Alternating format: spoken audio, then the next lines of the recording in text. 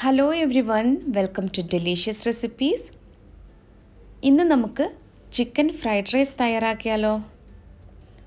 കുട്ടികൾക്കും മുതിർന്നവർക്കും എല്ലാവർക്കും ഒരുപോലെ ഇഷ്ടപ്പെടുന്ന ഒന്നാണിത്. അപ്പോൾ ഇന്ന് റെസ്റ്റോറൻറ്റ് സ്റ്റൈലിൽ എങ്ങനെയാണ് ഈ ചിക്കൻ ഫ്രൈഡ് റൈസ് തയ്യാറാക്കുന്നതെന്ന് നോക്കാം. ആദ്യം നമുക്ക് ചിക്കൻ ഒന്ന് ഫ്രൈ ചെയ്തെടുക്കണം. 1/3 കപ്പ് ചിക്കനാണ് ഞാനിവിടെ എടുത്തിരിക്കുന്നത്. ഇതിലേക്ക് 1/4 ടീസ്പൂൺ കുരുമുളക് പൊടിയും ആവശ്യത്തിന് ഉപ്പും 1/2 ടീസ്പൂൺ സോയാ സോസുമാണ് ഞാനിപ്പോൾ ചേർക്കുന്നത്. ഇത് വളരെ ചെറുതായിട്ടാണ് കട്ട് ചെയ്തെടുത്തിരിക്കുന്നത്. ഇനി ഇത് നന്നായിട്ടൊന്ന് മിക്സ് ചെയ്തെടുക്കാം. ഇതിപ്പോൾ ഇവിടെ നല്ലതുപോലെ മിക്സ് ചെയ്തെടുത്തിട്ടുണ്ട്. ഇനി നമുക്കിതൊന്ന് ഫ്രൈ ചെയ്തെടുക്കാം. അതിനുവേണ്ടി ഒരു കടായിൽ കുറച്ച് വെജിറ്റബിൾ ഓയിലാണ് ഞാൻ എടുത്തത്. എണ്ണ ഒന്ന് ചൂടായി വരുമ്പോൾ ഈ ചിക്കൻ അതിലേക്ക് ഇട്ട് കൊടുക്കാം. വളരെ ചെറുതായിട്ട് കട്ട് ചെയ്തതുകൊണ്ട് പെട്ടെന്ന് തന്നെ ഇത് കുക്കായി കിട്ടും. 5 മിനിറ്റ് മീഡിയം ഫ്ലെയിമിൽ ഇത് ഫ്രൈ ചെയ്തെടുത്താൽ മതി. ഇതിപ്പോൾ ഇവിടെ റെഡി ആയിട്ടുണ്ട്. ഇനി ഇത് നമുക്ക് എണ്ണയിൽ നിന്നും എടുത്ത് മാറ്റാം. അടുത്തതായിട്ട് മുട്ടയൊന്ന് ഫ്രൈ ചെയ്തെടുക്കണം. അതിനുവേണ്ടി 2 മുട്ടയാണ് ഞാനിവിടെ എടുത്തിരിക്കുന്നത്. ഇതിലേക്ക് ആവശ്യത്തിനുള്ള ഉപ്പും 1 നുള്ള് കുരുമുളക് പൊടിയുമാണ് ഇപ്പോൾ ചേർത്തത്. ഇത് നന്നായിട്ടൊന്ന് ബീറ്റ് ചെയ്തെടുക്കാം. ഇനി ഇതേ പാനിൽ തന്നെ നമുക്ക് ഈ മുട്ട ഒഴിച്ചു കൊടുക്കാം. മുട്ട ഒന്ന് സെറ്റായി വരുമ്പോൾ ഇതൊന്ന് സ്ക്രാമ്പിൾ ചെയ്തെടുക്കണം.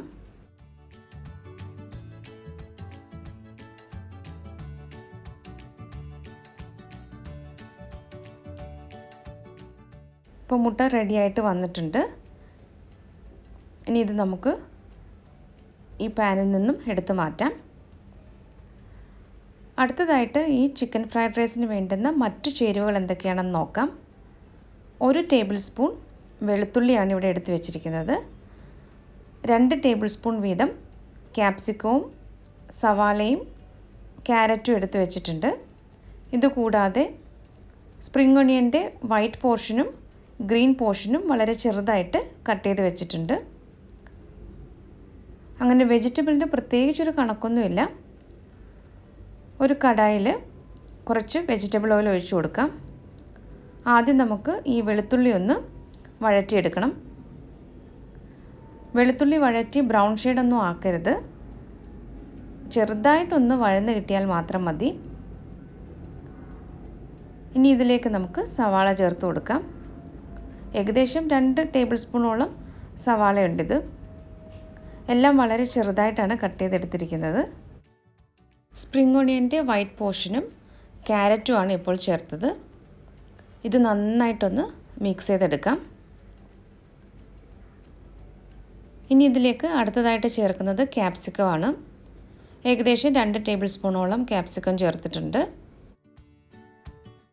തീ കൂട്ടി വെച്ചിട്ടാണ് എല്ലാ വെജിറ്റബിൾസും ഒന്ന് വഴറ്റിയെടുക്കുന്നത്. ഇനി ഇതിലേക്ക് കുറച്ച് ഉപ്പ് ചേർക്കാം. ഉപ്പ് ചേർക്കുമ്പോൾ പ്രത്യേകം ശ്രദ്ധിക്കണം. ചോറ് വേവിച്ചെടുക്കുമ്പോഴും ഉപ്പ് ചേർക്കുന്നുണ്ട്.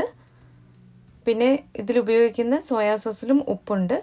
അപ്പോൾ അത് കണക്കാക്കിയിട്ട് വേണം, കുറച്ച് ഉപ്പ് ചേർത്താൽ മതി.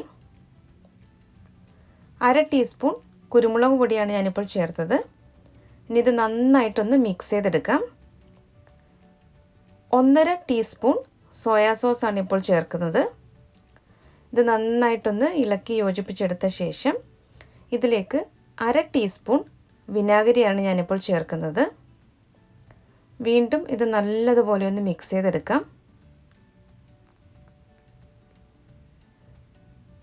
ഇനി ഇതിലേക്ക് നമുക്ക് നേരത്തെ ഫ്രൈ ചെയ്ത് വെച്ചിരുന്ന മുട്ടയും ചിക്കനും ചേർത്ത് കൊടുക്കാം. ഇത് നല്ലതുപോലെ ഒന്ന് വെജിറ്റബിളുമായിട്ടൊന്ന് മിക്സ് ചെയ്തെടുക്കണം. ഇത് നമുക്ക് കുട്ടികൾക്ക് ലഞ്ച് ബോക്സിലേക്കും കൊടുത്തുവിടാൻ നല്ലതാണ്. വളരെ പെട്ടെന്ന് തന്നെ ഇത് തയ്യാറാക്കിയെടുക്കാം.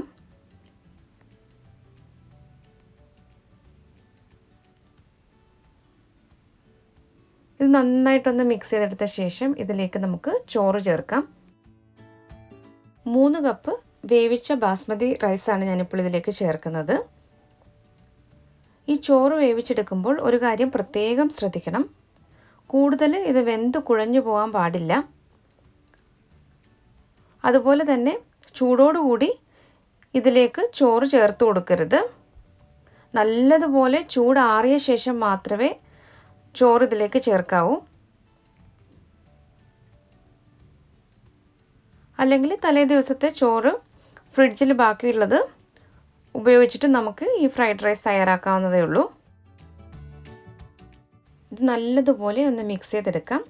2-3 മിനിറ്റ് ഹൈ ഫ്ലെയിമിൽ വെച്ചിട്ട് ഇതൊന്ന് മിക്സ് ചെയ്തെടുക്കണം.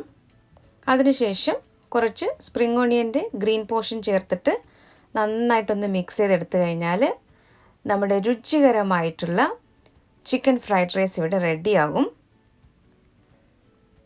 നല്ല റെസ്റ്റോറൻറ്റ് സ്റ്റൈലിൽ തന്നെ നമുക്ക് വീട്ടിലിത് വളരെ എളുപ്പത്തിൽ തയ്യാറാക്കിയെടുക്കാം. അപ്പോൾ എല്ലാവരും ഇതുപോലെ ഒന്ന് ട്രൈ ചെയ്ത് നോക്കൂ. എന്നിട്ട് ഫീഡ്ബാക്ക് കൂടി അറിയിക്കാൻ മറക്കരുത്. ഇന്നത്തെ ഈ റെസിപ്പി എല്ലാവർക്കും ഇഷ്ടമാവുമെന്ന് കരുതുന്നു. റെസിപ്പി ഇഷ്ടമായാൽ ഡെലീഷ്യസ് റെസിപ്പീസ് ചാനലൊന്ന് സബ്സ്ക്രൈബ് ചെയ്യണം. അപ്പോൾ മറ്റൊരു നല്ല റെസിപ്പിയുമായിട്ട് വീണ്ടും വരാം. താങ്ക്